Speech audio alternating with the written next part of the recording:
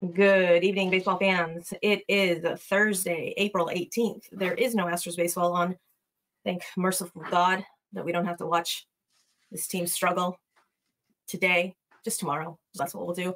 Anyhow, this is Suzy. That is Tom. This is Bourbon Baseball Astros Edition. And away we go. I will give you the rated R warning right now off the top because there will be lots of rated R words, lots of cuss words, lots of four-letter words, maybe some inappropriate adult humor. I don't know, maybe some dark humor, probably some dark humor, jumping off buildings and whatnot. So with that, if there's any tiny ears listening that you don't want listening, maybe put some earmuffs on them or save this for another time, or you put some earbuds, earphones, Muffs? headphones, earmuffs. No, adults don't need to put the earmuffs on. They need to listen to the podcast. However you listen to the podcast with the ear things, do that, and then put the earmuffs on the children.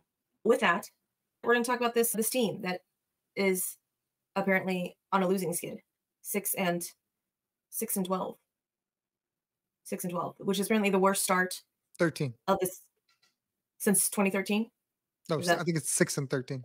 6 and 13. Oh, okay, so I'm preemptively putting another loss in the L column is what you're telling me. No, you took one away. I said 6 and 14. You said 12. I said 14. We're gonna maybe it's on wax either way. It's bad. It's so bad. Okay, so maybe then you need to get the earmuffs out of your ears, Tom. Good night. Ay. Okay, guys, I don't know what's going on. I don't know what's going on with the team. I don't know what happened to the team. No, I take that back. I know what happened to the team. The baseball gods don't like cocky fucking bitches, and they said, "See that right there? The whole." Oh, if the Astros have the lead in the 6th, 7, 8, 9, she's going to shut it up. Game's over. Baseball God said, fuck all y'all. Fuck all of y'all. This is what we're going to do. I don't make the rules. Baseball gods, they make the rules. And they said, no, we are not about that. And so I think what they're thinking is that they want to make the epic comeback just a little bit more epic. And so they got to drive the drama and just really get us all down in the dumps first before that insane trajectory that just... How did that sound again? That's until it explodes. That's what happened. That's what's going to happen, apparently. On the last episode of Bourbon and Baseball, All the Balls Edition that I recorded with Kelsey, that none of you have listened to because I haven't put it out yet, I was talking about all of the superstars, essentially, of the teams that are just doing poorly. So it's not just us, guys. Okay, it's not just us. Just know that there are some superstars out there that are not pulling their weight on their team either, and their fan bases are melting down about it as well. So just know it's not an insular case.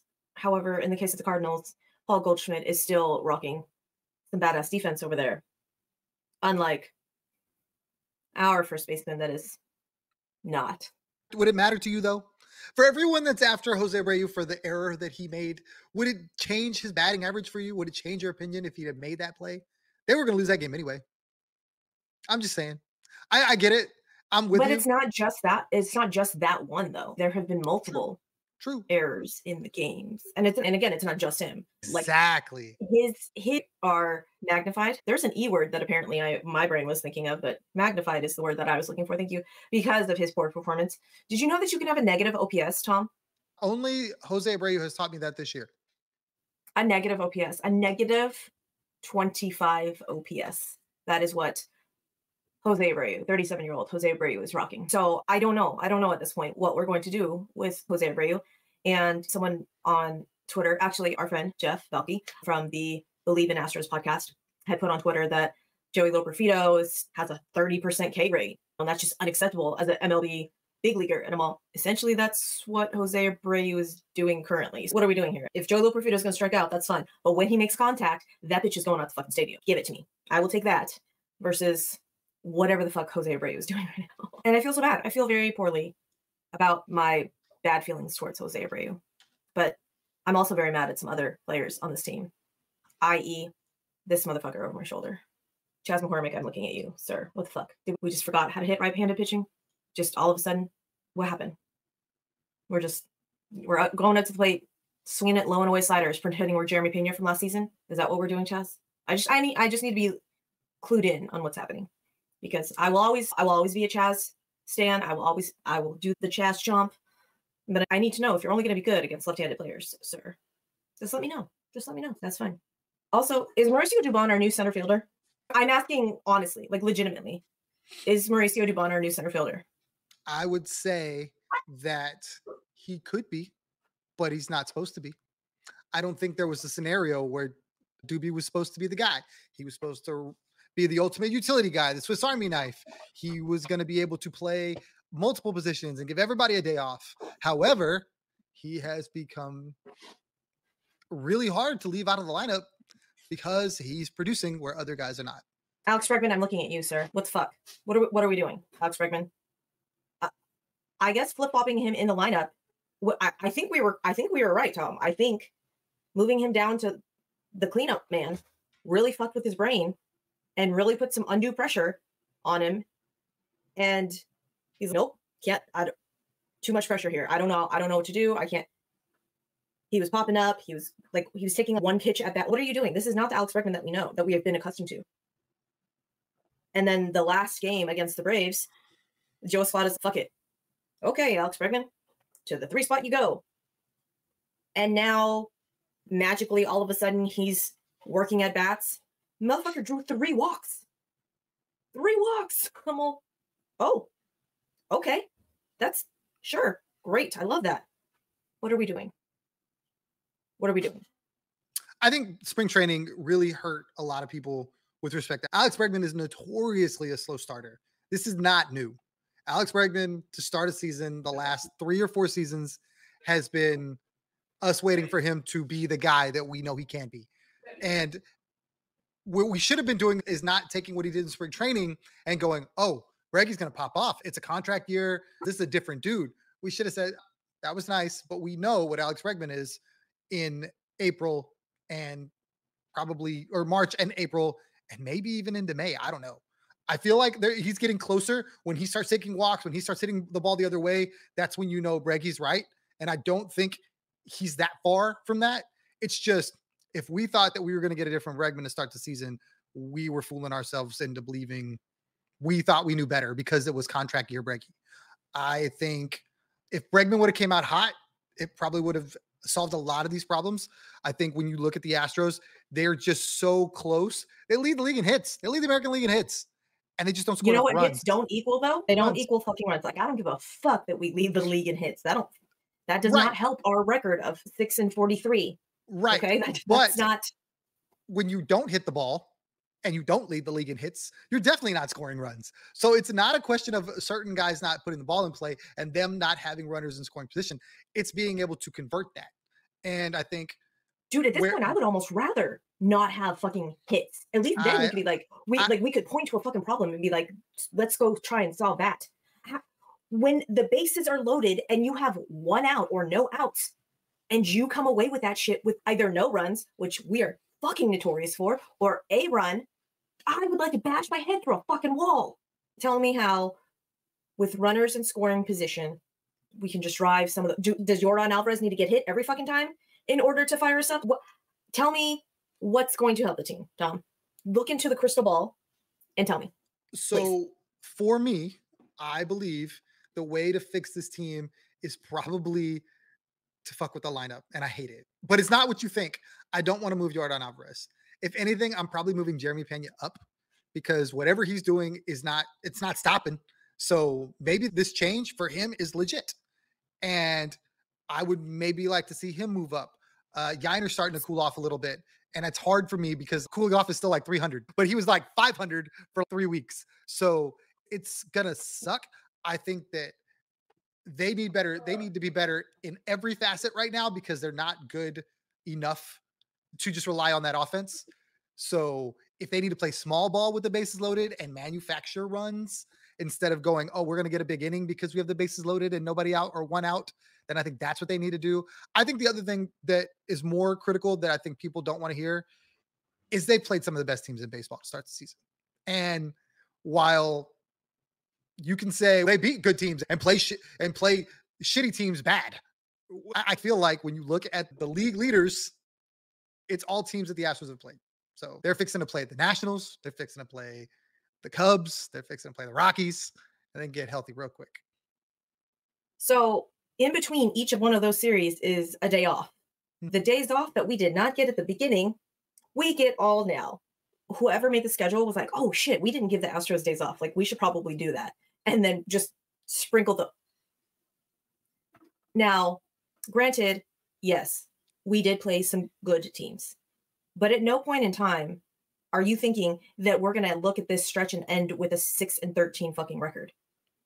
In anyone's mind, were the Yankees going to fucking, besides Yankee fans, you don't fucking count, actual legitimate people that know baseball, were you thinking that the Yankees were going to sweep us? No. Real fans are going to be like, I'd say probably a split, right? Wait, okay. Suzy, where are these games played at? Okay, so just because the Mexican grandmas didn't put the fucking VIX wherever they needed to, that's not on me, okay? We got to call all of the grandmas now. Is it just the Mexican grandmas, or do the Puerto Ricans do it? Do the Dominicans do it? I need to know. Because I know the Asians do it. Like, we can unite specifically on this and just VIX for everyone. What's crazy to me is I think it's in the players' heads now.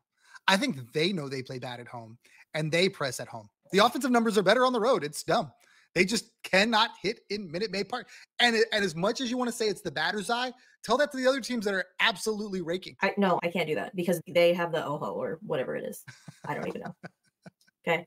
They have whatever it is that is working for them. I feel like, honestly, I think they need to be booed once or twice. On the road, they get booed. They beat the brakes They get booed. Yes. Fucking mercilessly. Yes. And it's almost, okay, I can do with that. At home, the place is rocking. Everybody's on their feet, loud, and it just, they nut up. I don't know. I don't know what else to do. Jose Altuve. I'm just saying. I'll boo Jake Myers. No, I don't even want to do that. See, if you want to boo the Astros to get the response, you should be rooting for Jose Abreu to be in the lineup because you could legitimately boo him. Listen, I genuinely, I know people are like, I don't know if this is actually true, but I am genuinely a nice fucking person. Like, you don't know. People are like, I don't know if that's true. I don't believe that. That legit. I never intentionally want to hurt people's feelings. I unintentionally hurt people's feelings. I never go into a situation wanting to hurt somebody's feelings. I just am a crass bitch and don't know the power of my own words. That's neither here nor there. So I legitimately feel bad when I know that my actions are going to hurt somebody else's feelings. I don't like that. I don't like booing our own players. But if it's going to get them going, shit. I'm saying that 100% joking. At no point am I advocating for people to go into Minute Maid Park and boo these Astros. I really think the schedule sucked. 20 games in 21 days is shit, and it should not be that way. There's no reason for it. And this is an older team with older players who've played a shit ton of baseball over the last 7 years because they're always winning. And now they've got to play all the games right out the gate. Yeah. I think the schedule has hoed them. I think over time, some days off, some reinforcements, the Astros will be fine. I know people are like, the sky is falling, sell the team, I'm done, I'll see y'all next season. I've seen it all on Twitter. Twitter is a great place to see people just absolutely melt down.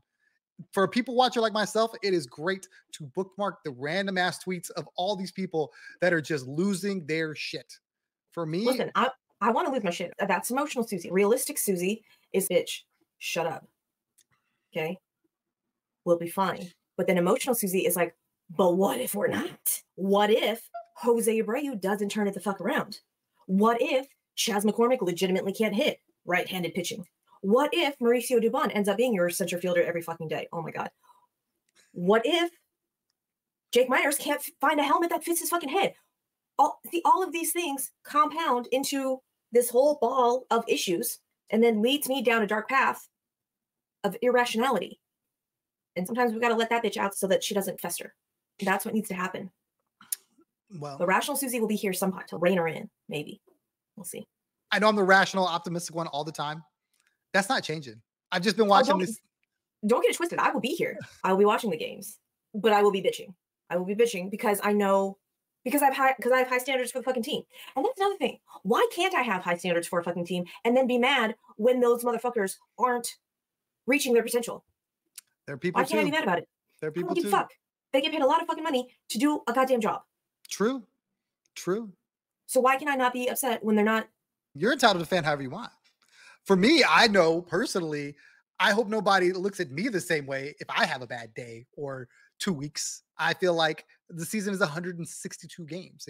If you're done after 20 of them, holy shit. That's a lot. That's a small chunk of 162. Listen, I was raised with an Asian mom So I know all about failure and small sample sizes. And there's nothing that anyone can say to me because I was raised with an Asian mom. So like the opinions of strangers, I don't give a fuck. So maybe all the players need to have Asian moms to give them some emotional trauma early on in life to toughen them up. I'm just kidding. Don't do that. But that upsets me because, you know, while yes, they are a human being and I realize that they're not robots, they get paid to do this job, which is a game, which ultimately is a form of entertainment. So then let the motherfuckers have fun. And I feel like that may be a part of the game here, especially in the Astros organization, that is missing. And I don't know who needs to change that or how that needs to be changed. You look at the Orioles, and I realize that's a younger team, but you just look at them. You see them in the fucking dugout, and they're having fucking fun. They got the fucking homer hose, and they got fucking celebrations. The fucking Tigers have a goddamn pizza on a, I don't even know, like a trident. It's not a trident, but it's something. I don't even understand that whole reference, but that's fucking fun as shit. We need something to bring back that fucking spark, or I don't know. Yeah, but see, here's another the thing. bench clearing brawl. Here's the thing that differs between those teams and the teams the team you're talking about in the Astros. The expectations on those teams are not what they are in Houston. Do the Dodgers look like they're having any fun right now? They spent $11 billion to assemble a mega squad, and they're getting their asses handed to them. And they got Kike Hernandez fucking dancing in the goddamn dugout. Didn't matter. That's what I'm saying. Like when the expectations are uber high, when it's World Series or bust, like it is in Houston, like it is in LA, like it is in New York, there's only so much fun they can have if they're not winning. Now, when those teams are winning, the Yankees dugout is literally barking at each other. Okay. Yeah, a week ago they were. And then they lost 4 out of 5 or some shit like that. And now their fans are coming for them too. Same. Giancarlo Stanton has a game where he leads them on a comeback, and that's good. And then the next game, it's like all he's doing is over here striking out. What the fuck? Like, it's so bad. Fans are some of the most unruly people on the planet. They have the utmost expectations and they have no realizations. Those guys are only going to be successful. I appreciate you talking about me like that, Tom. I'm just saying in general. They are going to fail 70% of the time. The Hall of Famers are going to fail 70% of the time. And then the other ones are going to fail 100 times more than that. And I don't know. Listen, I can't fucking help that our tiny, majestic king over here has a OPS plus of 230 and is just showing up fucking everybody. Okay. I can't help that he's literally putting the entire fucking team on his back. He's guys, come on, let's go. Okay. I can't help that. His Jose Altuve's slash line fucking now is stupid. It's so dumb. It's the dumbest thing I've ever seen. His batting average is 388. His on base is 462. His slug is 675, and his is an 1137. And what's going to happen? 1.137. And what's going to happen? He's going to have 2 weeks where he struggles in probably like June. He's going to run into an out, and people are going to come for Jose Altuve and forget all the shit he did in April and May. Altuve giveth, and Altuve taketh away. I need you guys to remember this. When he tries to stretch a single into a double and he gets thrown out halfway in between first and second. We'll clip this and we'll just remind you. Do you know who has the second lowest OPS plus on this team? Tom? You're going to tell me it's Chas McCormick? I am going to tell you it's Chas McCormick. Talk to your boy. I would love to. That just... And look, I understand. We feel like he's playing out of position. Maybe that has something to do with it. Maybe his OPS plus when he plays center is 100 points higher or some dumb shit like that. Baseball is a weird game.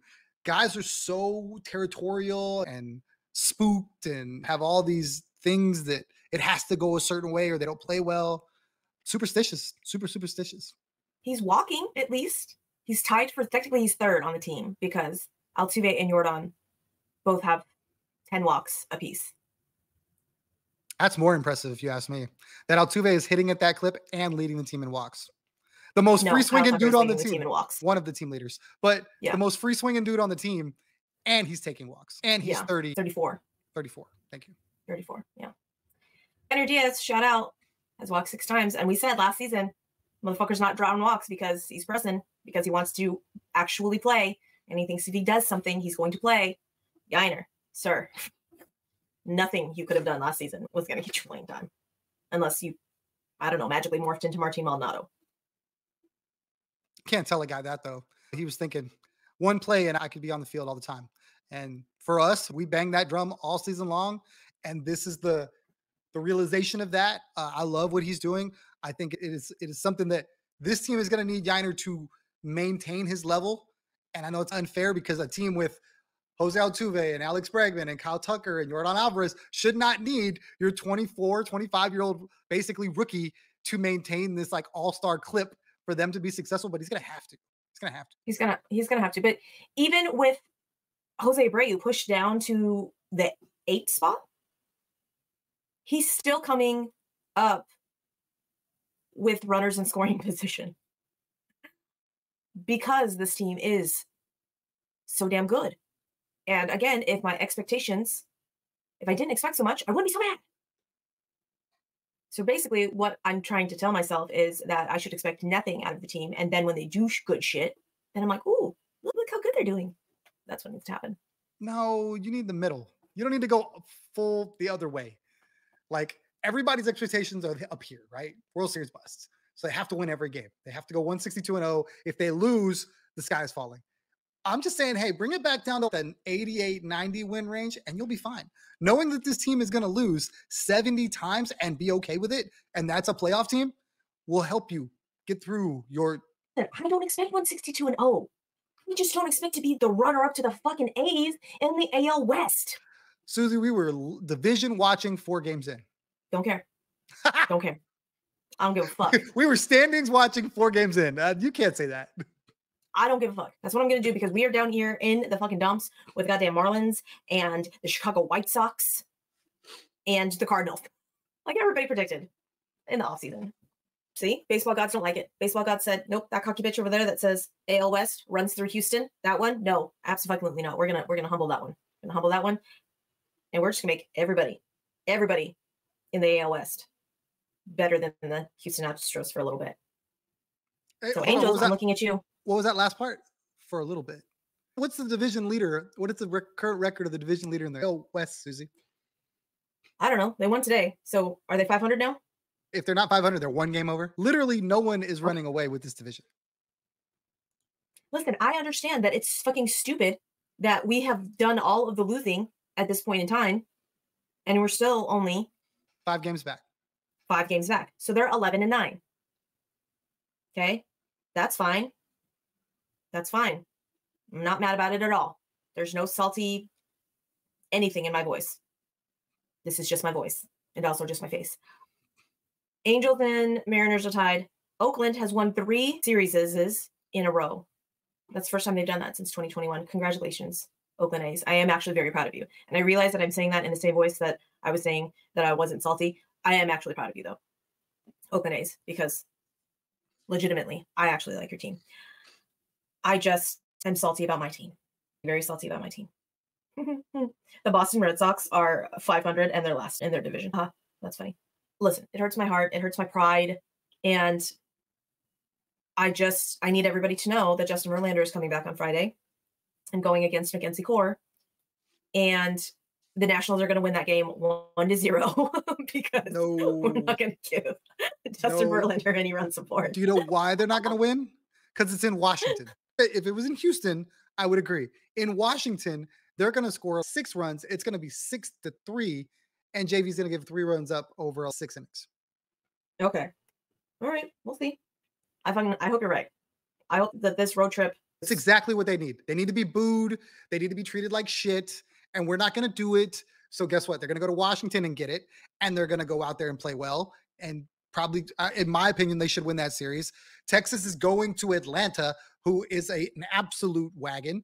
And they're going to have to deal with them in Atlanta. Interesting. That'll be a fun watch. I don't want either one of those teams to win. No, I take that back. I want the Braves to win. I do too. I don't More care what specifically, I want Matt Olson to do all of the things. I need Matt Olson to start hitting home runs. What the fuck, Matt Olson? I'm mad at you. Looking ahead, there is Mackenzie Gore Friday going against JV. Then there is, I looked this up before we started, and then Ronel Blanco versus Trevor Williams. Williams apparently doing a decent job this season. He's got a 2-0 record with a 3.45 ERA. Then Sunday, will be CJ versus Parker. I have no idea who that is, so let's look him up. Maybe. You want more reason? Mitchell Parker. Do I want more reason what? To be optimistic about this road trip? Sure. The Nationals are 8-10. Do you know what their record is at home? They are 2-4 at home and 6 on the road. Ooh. They are clearly not a home team either. All right. So let me read you what Mitchell Parker apparently has done in one start. And his first start was against the Dodgers. FYI, the Nats just beat the Dodgers in a series for people that don't follow any other teams. So Parker earned the win Monday in the National 6-4 win over the Dodgers, allowing 2 runs on 4 hits and no walks while striking out 4 batters over 5 innings. And that was his first major league debut. So while Josiah Gray is on the 15-day IL, Mitchell Parker will be slotted in. So we shall see how he does. Let's see what Trevor Williams and how he's been doing this. They did that in LA. Trevor Williams, let's see, did not factor into the decision, allowing 3 runs on 6 hits and 1 walk over 5.1 innings. During Sunday's loss to Oakland, he struck out 7. Oh, look at you, Trevor Williams, striking out 7. It's days, but whatever. Williams held a 6-1 lead entering the bottom of the 6th, but allowed 2 of 3 runners facing the inning to reach prior to being pulled. He then sat by as he watched the bullpen allow both inherited runners to score, plus an additional 4 more that provided the winning 1-run margin for the Athletics. So apparently bullpen, not a great bullpen for the Nats. So players to watch out for. If you guys are not familiar with CJ Abrams, get familiar, because I guarantee you he is going to be running all of the bags, just all of them. I was really upset that I did not see any clips of Yainer Diaz throwing out runners. Were they not epic? I was only able to listen to the game, and so I didn't hear it. The one where he threw out Acuna, they initially called him safe and it was challenged and overturned. Oh, even better. Yeah. I think it's just a national thing. You probably should have seen it. Yainer's electric back there. Okay, so then I guess I'm gonna just have to go and look for it, because I legitimately did not see any clips of Yainer throwing people out, and I'm all, oh, why not? I was very confused. Okay, well, let's see. The Nationals, their shortstop CJ Abrams will run just everywhere on us.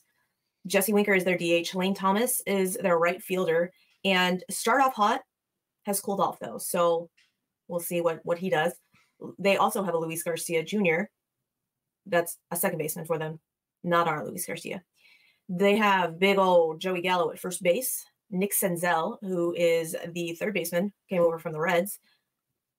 Eddie Rosario, familiar name, left fielder from the Braves. Riley Adams as their catcher, and then Jacob Young as their center fielder.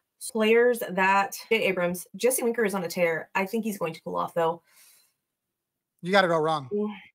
Players that can hurt us are Jose Abreu, Alex Bregman, Chas McCormick, and Mauricio Dubon in center field. You're not wrong. You are not wrong there, sir. Good job. I'm trying to see if I know any of their bullpen. Derek Law, Tanner Rainey, Matt Barnes, Dylan Floro, Robert Garcia, Jordan Weems, Hunter Harvey, and Kyle Finnegan. Kyle Finnegan apparently is their closer. I don't have a clue. Hope the Astros never see him. Let's hope. Let us hope. Dylan Floro came over from the Rays. Oh, Matt Barnes came over from Boston. Fingers crossed that we can get right with the Nats. Let's see, Chicago. They probably don't have pitching matchups for Chicago yet. No, but I would imagine it would be Hunter. If you think Arrigetti's going to get another start, you might see Framber by then. And that would be if they bring, but they optioned Arrigetti though to bring up JB. But by then, I'm sure they could bring it back if they wanted to. So then, who would that push down? Probably a reliever that they brought up, a Forrest Whitley type. I thought Forrest Whitley got optioned though. I think Forrest Whitley got optioned. Oh, I don't know that. I'm almost positive Forrest Whitley got optioned. I say that. Just sworn us a tweet from Chandler Rome about it. I'm trying to think of who they. Let's see. Yeah. Do you know who has the highest run differential in baseball? The highest run differential? All the teams. The Guardians.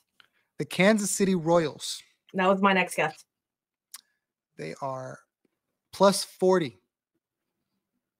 So when you look at Nice. all the teams that the Astros have played in the span of 3 weeks, you have division leader, a team that is 1 game over 500 in probably the toughest division in baseball, and the team with the highest run differential in all of baseball. A big deal. I don't know what you're talking about. Okay. I'm just kidding. I'm just saying. Yeah, so Spencer Arrighetti optioned to the minors on the 16th. Forrest Whitley optioned to minors on the 18th. Justin Verlander activated from the 15-day IL on the 19th. So probable starters for the Cubs series: Hunter Brown, JP France, Justin Verlander. Yeah, that makes sense. And so Justin Verlander will face off with Shota Imanaga. And you want to talk about a fucking pitching duel. Are you getting that one, or are you getting one of the other ones? I'm getting Hunter Brown versus Jordan Wicks. That could be good. Hunter rebounded very well. Hunter did rebound really well. And that was another fucking thing that pissed me off about the Braves series. It wasn't the starters this time. All of our starters did fucking wonderfully. And that's been the season. The season has been all about different parts of the club not performing, but not together.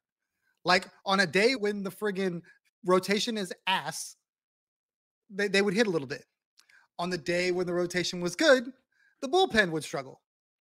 On the days when the bullpen and the rotation would be lights out, the offense would struggle. And they just haven't been able to get 2 of the 3 units together on the same day. It will all start clicking. Maybe, hopefully. Except for the Ronell. No, that day, everything was clicking. Everything was clicking. God, that was beautiful. Thank God for Ronell Blanco, man. The literal bright spot in this fucking hot dumpster fire mess of a season so far. I say this. I'm staring at Fangraphs in the AL West standings with the win-loss, win percentage, game back, and then the percentage projection for winning the division and making the playoffs. They still have the Astros. They still have the Astros with the highest percentage of winning the division, and it's not close. And it's not the Rangers that's the closest to us. It's the Mariners that's the closest to us. They have the Astros winning the division at 39.2%, and then they have the Mariners winning it at 30.7%, and the Rangers winning it at 22.4%. Making the playoffs, Astros 59.4%, Mariners 50%, Rangers 40.9%. And if I promise you, if you polled Astros Twitter right now, they wouldn't give you the same fucking numbers, and that's their team. Fangraphs has no dog in that fight. And if you ask them, okay, give me who you think's doing what here, they would not vote that. That's horrible. Like Vegas still has them to win 88 games. And Vegas is, we want you to not root for them. We want you to take this under. They're like making it to where you can take. I'm just telling you, I'm not ready to do all the things, especially if we get a solution at first base that isn't Jose Abreu. Because I really, as much as I would love to, because I was one of the guys that was championing that pickup, as much as I would love to think that there is a way for him to get back, I just feel like he is not going to figure that out anytime. Just not. I hope I'm wrong. So this is year 2 of that contract. Correct. There's 1 more year remaining. Although there were people that said Montero couldn't get back either. And he's been fucking nails. Jim Crane, you gotta fucking eat the contract. You don't want to touch that. You look, if the Diamondbacks can fucking DFA Madison Bumgarner and eat that fucking contract, the Houston Astros can eat Jose Abreu's contract, because there are so many more expectations on this fucking team than there were on the Diamondbacks. And Diamondbacks said, let's go.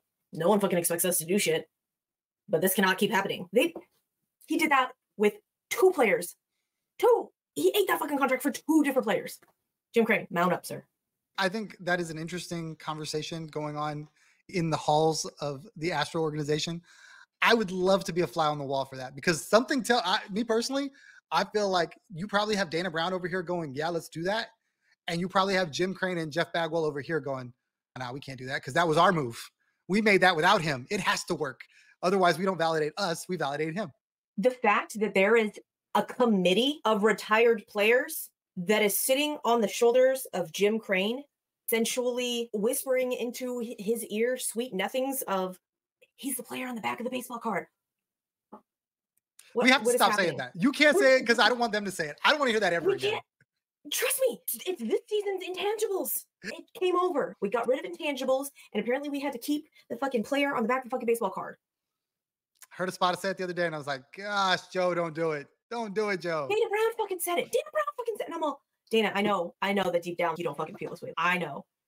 Okay? He cannot feel this way. That he cannot be the same guy that found fucking Tyler Matzik playing indie ball, going to Alex Anthopoulos saying, you need to fucking sign this guy. I have a good... Can't be. He can't fucking be. Or maybe he is. I don't know. Maybe we got it all wrong. Maybe Dana Brown's... No, that...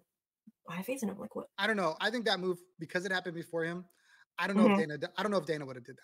He seems a little bit more savvy with it. I guarantee you, he probably wouldn't have paid him as much as they did. No, absolutely not. Neither one of those moves, Montero or Abreu, like neither one of those moves would have been made. And Jim Crane, you did James Click dirty, man. Just, I don't know what the fuck the personality clash there was, or who the fuck he pissed off, or what. But you straight up did James Click dirty. The things that I read was that James Click was more of a frugal GM, and Jim wanted somebody that would make moves and make splashy moves, where Click was never going to do that. Click came from Tampa.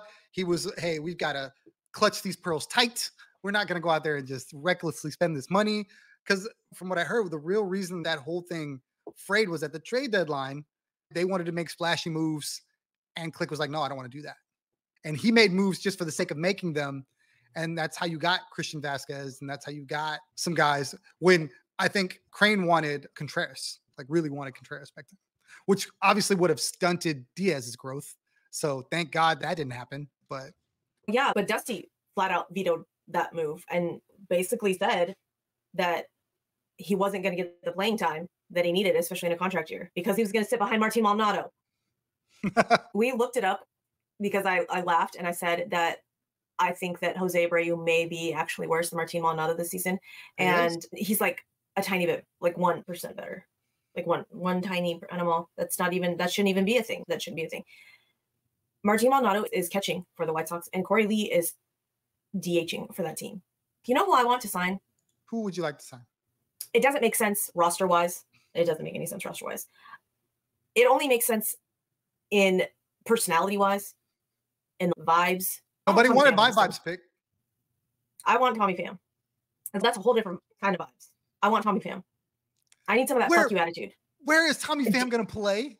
Did I not just fucking caveat it with, it will not make sense roster-wise? Did you not fucking hear that part, Tom? Jesus fucking Christ. I literally said it. I literally fucking said, it does not make sense roster-wise. It only makes sense in the sense of vibes. I heard the name and blacked it out. I'm sorry. Also, Martin Maldonado has 2 hits and 33 at-bats. I just needed to say that. How many strikeouts? Ooh, I don't know. He has 12, which is lower than I would have thought. Yeah. Yeah. How many walks? 1. Oh. Yeah. Jose Abreu was rocking 17. 17 strikeouts in 16 games. And for me, the people that are clamoring J-Lo, Joey Loperfido strikes out too much, I need a piece of them 10 home runs. So that's what I want. If you're telling me I get Joey Gallo, because that's basically what that is. Right. I'm taking it. On this team, I'm taking it. I understand you want the plate discipline. I get it. It'd be nice if you had 9 dudes that were up there not striking out a ton. If you're gonna give me 1, but be boom or bust, I'm okay with it. Speaking of boom or bust, that like Kyle Schwarber and Bryce Harper have just switched bodies somehow, and Kyle Schwarber is just drawing all the walks, and Bryce Harper is slashing 215, 301, and 462. 462 is not bad, but it's not Bryce Harper numbers. Same thing with Aaron Judge. Just all of the superstars are not doing the things. Not doing the things, guys. You know that Paul Goldschmidt has an OPS plus of 50? 50. Paul Goldschmidt. 50. Yeah. His slash line is 190, 292, and 238. Kelsey and I were talking about first basemen that kill our souls. There are a lot of them. Paul Goldschmidt is still hitting second or third in that lineup, and he's not getting pushed down. He's not getting pushed down. Nope. Tom, let's wrap up. Tell the people why they should not chant sell the team, that they should not think that the sky is falling. Do you know what Paul Goldschmidt makes? Do you know what he has left on his contract? I'm sorry. A lot of time. I'm sorry. A lot of time. I had to look at it like because you said that, and I'm like, Cardinals fans. They're Tell down the people. bad. It could be worse. It could be Be worse. worse. Tell them. At worst, you're looking at one more season. At worst, of the Jose Abreu experiment. At worst, where Paul Goldschmidt is under contract for 5 more years at $22 million a year. And how old is Goldie? He is 7. He's 36. He's 36. He's making $3 million more. 41-year-old Paul Goldschmidt over there, rocking first base. But I think I got the contract wrong too. But he's making way more than Jose Abreu to be just as bad. He's making way more. His defense is still up there. I watched a literal rocket. I legitimately did not. The camera didn't even pick it up, Tom. From bat to his glove, they were late on it. And Paul Goldschmidt's just like very nonchalant about them all. And I was so sad because Jose Abreu had a 2-hit game the other day. Like when he rocketed a double, and I was like, "Oh!" The other way too, in the gap. It was very excited. It made you think there was hope, but the way his bat speed just looks like he is so late on stuff he should not be late on. I don't know how you fix that. Everybody's saying, "Oh, his timing." I'm like, I don't know how you get that old dude started any faster than he is. He needs to start swinging before that windup gets going or something. When you miss an 88-mile-an-hour literal ball middle down the. I'm going to miss it. I'm not paid $40 bajillion a year to fucking hit that. Fun fact, Paul Goldschmidt went to Texas State. Yeah, Texas boy. Yes. So he knows how to party. Yes. Pickle shots for everyone. I'm sorry, you were trying to wrap up. My bad. I don't know. I'm still this team makes me sad. I'll climb out of it. But again, I'm the dumbass that ties their emotional well-being to 26 men who don't even know who the fuck I am. So that's on me. That's my problem. Who's the clown? I'm here to tell you though, 9 games from now, 3 series from now, we could be talking about a totally different set of circumstances. All 3 series are very winnable. All the pitching lines up well. They're finally going to get some days off. There are so many reasons to go relax. The panic button, put the glass back over it. No deal. We're not selling. Keep playing. Oh, okay. So what if we get JV back, we get Fromber back, and we still aren't winning games? Then Suzy will have to find something else to do with this time because I don't think you're going to want to talk about it. Oh, no, I'm going to talk about it, but there will probably be way more screaming and yelling. There will be like Frank the Tank style rants or something. There going to be something. But honestly though, at what point can we put away the phrase, the sample size is too small? I truly think that it all depends on where they sit in the division. Because in the end, whatever the number is, however many games it takes, if they find a way into the tournament known as the playoffs, it doesn't matter. It all starts over. Doesn't matter if they're a wild card team. Shit, we know they play better on the road. You should be rooting for that shit. You know, all you have to do is find a chair before the music stops, and the Astros will be fine. They probably would love to be the underdog. Please count them out, because that's when Altuve does crazy things. That's when Jordan does crazy things. If anything, if you're an Astros fan and really want to lean into the heel thing, let them squeak in. Let them sneak in. We're so used to them sitting at the top, looking down on all the peasants from our kingdom of Astros. We run this shit, and it feels good. But yo, the underdog, the up-and-coming Astros, that felt good too. Teams going, oh, y'all ain't shit, and then they do what they do. I just know that when you have this much talent, you're not supposed to be left out. It would take something like a major injury for me to really start to panic. Tuve or Jordan or something like that to really start to panic, because they're the straw that stirs the drink. They get everything going and they're at the top. I feel like right now you're going to see them eventually pick on some of these teams. They're going to get Colorado. They're going to get Oakland, although Oakland is trying really hard to sabotage everybody. So I feel like this team will not just go away. They're not just going to go away. Listen, all I want is for the Astros to put 16 runs on the Rockies. Okay, that's in an inning. That's all I would like. Please and thank you. I'm just kidding. Don't do that. Don't do that. Okay. I truly believe in the double digit curse. We don't want that. 9. We'll take 9. That's all I want. 9. Okay. Going back to my Tommy Pham point. Before you were like, where's he going to play? Motherfucker, I said, it doesn't make sense roster wise. Okay. I need some of that fuck you attitude on the bench. I need some of that fire and that machismo, that fucking Carlos Correa, like fucking what time is. I need some of that attitude back on this team because legitimately there is none. None of these players do that. None of them. I disagree. Tucker gave you that shit when Jordan got hit. How often does Tucker do that? How often? Oh, of course. But it's not going to come from what good is Tommy Pham going to do on the sideline, pacing up and down the dugout, angry? Like, okay, I mean, that give me a player that has that fuck you attitude that can actually play. And if you say Juan Soto, I will reach through the fucking computer. And actually, it's Alex Bregman. It's Alex Bregman. But he's so checked out in my mind, or he's so concerned with his well-being that he's not that dude right now. You know what I mean? Like his body language screams. He hasn't been that dude. I understand. But you ask for a guy on that 9. He's the only guy, in my opinion, that has that in him, the underdog mentality, chip on my shoulder. He's that dude. And I feel like he's already been that guy in the past. None of the other guys, it's not in their DNA. You're never going to get that from Jordan. You're never going to get that from, other than the other day, you're not going to get that from Tuck. You really got to do some dumb shit to get it from Tuck.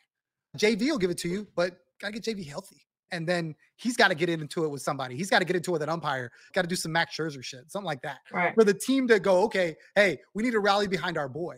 Yainer's too young. Pena's, I don't know. He's a nice guy too. I wish he was that guy. Let somebody slide into him at second base covering like a double play. That may get it going. Something like that.